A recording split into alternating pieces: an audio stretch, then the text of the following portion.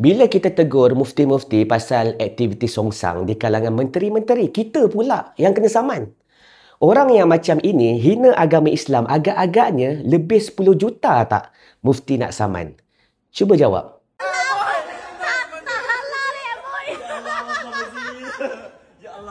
Tak apalah, pasal hal aku, korang tak perlu nak ambil peduli sebab Allah sentiasa memenangkan jalan yang hak.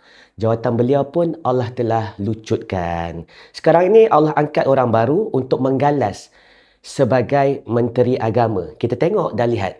Kepada korang dekat luar sana, jangan berdiam diri bila maksiat berleluasa dan agama kita dicaci dan dihina.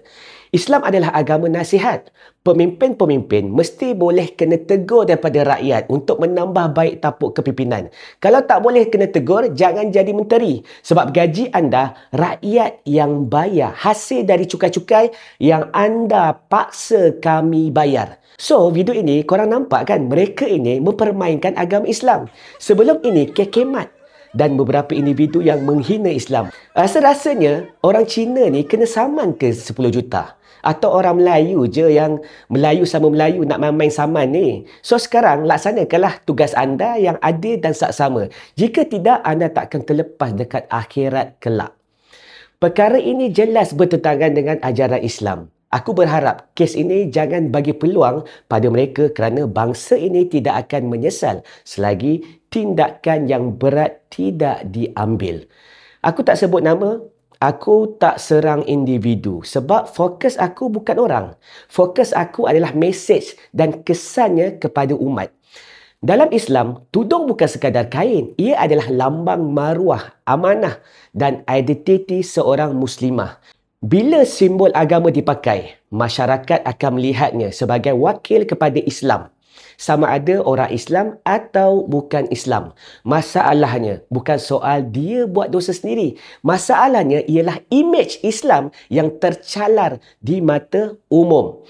Sebab itu Allah ajar kita jangan kamu menghina agama dan jangan kamu mempermainkannya. Ini bukan soal menghukum, ini soal menjaga kesucian agama. PMX tak boleh senyap akan hal ini. Jika anda senyap dan tidak ambil tindakan, ini bermakna anda nak jadi syaitan bisu.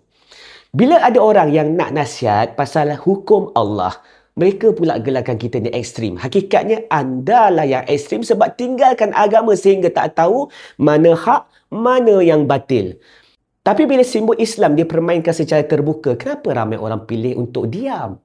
Adakah kita sudah terbiasa melihat agama jadi bahan hiburan atau kita sudah takut untuk mempertahankan maruah Islam? Teguran dalam Islam bukan kebencian.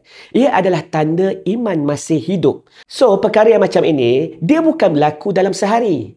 Ia bermula bila agama dipisahkan daripada kehidupan kerana dosa dinormalisasikan.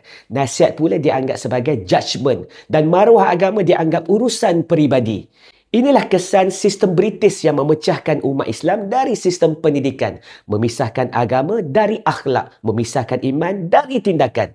Akhirnya, Islam hanya tinggal nama. Tetapi roh dan adabnya sudah pun hilang. Kita hidup dalam masyarakat berbilang kaum dan agama. Dan Islam sendiri ajar kita hidup dengan harmoni. Tetapi harmoni tidak bermaksud kita sanggup menggadaikan prinsip Islam. Nabi SAW ajar kita bagaimana pentadbiran Islam mengontrol mereka-mereka yang kafara. Sehingga kafara tidak rasa dizalimi oleh pentadbiran orang Islam. Itulah Islam yang Nabi SAW ajar. Tapi sistem pemerintahan kita sekarang menindas orang Islam. Sehingga kan orang Islam tidak rasa sejahtera dengan sistem ini.